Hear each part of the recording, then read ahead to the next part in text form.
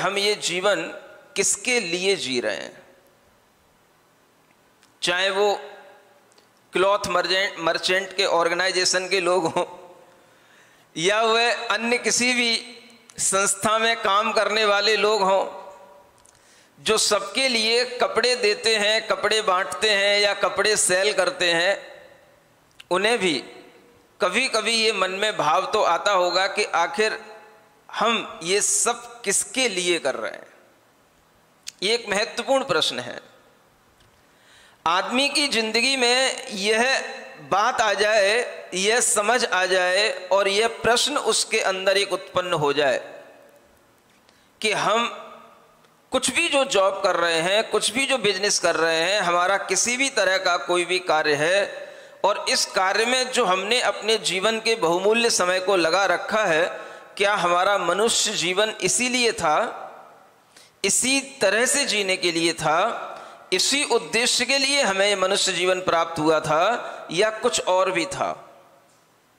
ये विचार अगर क्षण भर भी आता है तो हमारे भीतर अपने इस प्रश्न के माध्यम से ही हमारे चित्त में एक शांति मिलती है, एक चित्त के अंदर समाधान भी मिलता है। सिर्फ ये प्रश्न आपको अपने भीतर जागृत करना कि हम किसके लिए ये सब कर रहे हैं,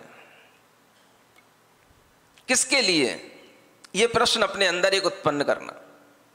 चाहे वो पढ़ने वाले बच्चे हों, चाहे जॉब करने वाले बच्चे हों, चाहे वो माता पिता जिनके बच्चे हो गए हों वो माता पिता हों, चाहे कितने ही वृद्ध हों, उन सभी के लिए ये प्रश्न करना वाजिब है। ये सब किसके लिए?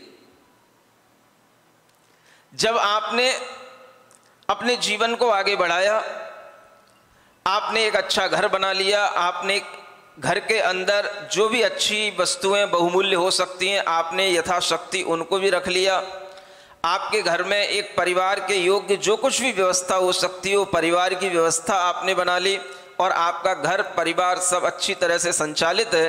अब आपके मन में एक प्रश्न ये आना चाहिए, ये सब जीवन किसके लिए, मैं किसके लिए जी रहा हूं? ये प्रश्न खुद को खुद से करना चाहिए। अगर ये प्रश्न आपके भीतर आएगा तो आपको एक सही दिशा अपने आप मिलने लग जाएगी, और जब तक प्रश्न नहीं आएगा आप कितना ही गुरुओं का उपदेश सुन लेंगे आपको सही दिशा नहीं मिलेगी। तो गुरुओं के उपदेश सुनने का प्रयोजन यही होता है कि हमारे भीतर एक प्रश्न पैदा हो जाए और वो प्रश्न ऐसा पैदा हो जाए कि वो हमारे भीतर बना रहे। प्रवचन सुनने के बाद भी, यहां से उठने के बाद भी हमारे मन में सिर्फ एक प्रश्न बना रहे। लोग यहां उत्तर सुनने के लिए आते हैं, समाधान पाने के लिए आते हैं। मैं आपको उल्टा बोल रहा हूं, आप यहां समाधान लेने ना आए, आप यहां से एक प्रश्न लेकर के जाएं और वो प्रश्न आपके भीतर बना रहना चाहिए। जब भी कभी आपको ये प्रश्न याद आ जाए, समाधान की चिंता मत करना, कहां इसका उत्तर मिलेगा इसकी चिंता मत करना, बस आप अपने भीतर एक प्रश्न बना करके रखना, मैं किसके लिए जी रहा हूं। यह प्रश्न बहुत महत्वपूर्ण है। आपके मन में अपने आप कोई ना कोई समाधान के स्वर उत्पन्न होने लग जाएंगे। अगर हम आपसे ही पूछें तो आप अलग अलग स्वर में अपने अलग अलग समाधान देंगे। मैं किसके लिए जी रहा हूं, तो आप कहेंगे हम अपने परिवार के लिए जी रहे हैं, हम अपने बच्चे के लिए जी रहे हैं, हमारी अभी नई नई शादी हुई है उस पत्नी के लिए जी रहे हैं। हम अगर हमारे पास में कुछ नहीं भी होगा और किसी के लिए नहीं भी जी रहे होंगे तो आपके लिए फिर एक अंतिम समाधान आ जाएगा, हम अपने शरीर के लिए जी रहे हैं, अपने लिए जी रहे हैं। लेकिन इसमें भी अगर हम और भीतर की ओर चलेंगे तो आपको समझ में आएगा कि जब तक आपका वह प्रश्न बना रहेगा तब तक आपको वह समाधान की सुई अपने आप उस ओर चलती चली जाएगी जो वास्तव में समाधान होना चाहिए। लेकिन आप प्रश्न बना करके रखें। अगर आप कहेंगे कि हम अपने शरीर के लिए जी रहे हैं, अपने शारीरिक सुख के लिए जी रहे हैं, अपने मानसिक सुख के लिए जी रहे हैं, तो ये भी आपके लिए एक प्रश्न बनेगा। शारीरिक सुख, मानसिक सुख, ये आपके पास कब तक रहेंगे?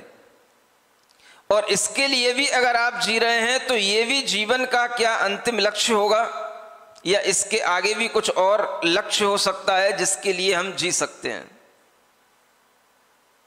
सुख की प्राप्ति करने के लिए आपको केवल एक प्रश्न अपने मन में बनाए रखना है कि मैं किसके लिए जी रहा हूं। मुझे जो सुख मिल रहा है वो किससे मिल रहा है, और मुझे जो सुख मिल रहा है यह अगर दूसरे से मिल रहा है तो ये कब तक मिलता रहेगा। ये प्रश्न अगर आपके दिमाग में होंगे तो आपको सिद्धों की कोई बात समझ में आ पाएगी।